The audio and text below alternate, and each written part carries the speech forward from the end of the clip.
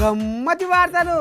ఇక నిన్న మొన్న జరిగిన అసెంబ్లీ ఎలక్షన్లలో ఎందుకో ఏమో కానీ తెగబడి ఈసారి ఎలక్షన్లలో పోటీకి నిలబడ్డారు ఎమ్మెల్యేకు. కానీ మరి రైతులు కూడా కొంతమంది నిలబడ్డారు అనేది వార్త. మరి ఇప్పుడు కూడా రైతన్న కనబడుతుండు.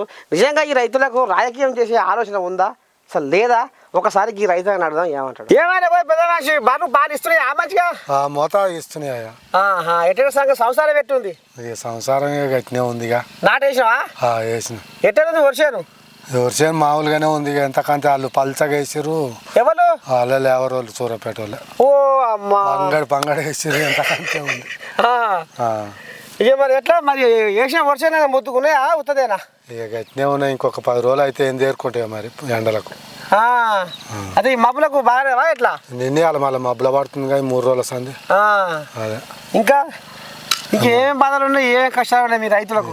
కష్టాలు ఎందుకుండే, అన్ని వ్యవసాయం చేస్తే అన్నిటికీ బాధలే. అదేనా? మరి రాజకీయం చేయకపోయినా ఊరికే సభగంట రాజకీయం మనతోటి ఆడైతుంది. అదే మరి ఇప్పుడు పొలం చేస్తే వ్యవసాయం చేస్తేనే లాభం లేదు అంటుంటివి, కష్టాలే అంటుంటివి, తిప్పలే అంటుంటివి. మరి రాజకీయం చేసి మంచి తెల్లబట్టలు వేసుకొని వచ్చే రూపాయలు సంపాదించవచ్చు. రాజకీయం చేస్తే అది మనకేడా దొరకనిస్తారు. అది ఎంతమంది పుల్లలు పెట్టుడు. పుల్లలు పెడతారా? ఇది కథ. ఇక మొత్తానికి అట్లా నడిపిస్తున్న సంసారం. గమ్మతి వార్తలు.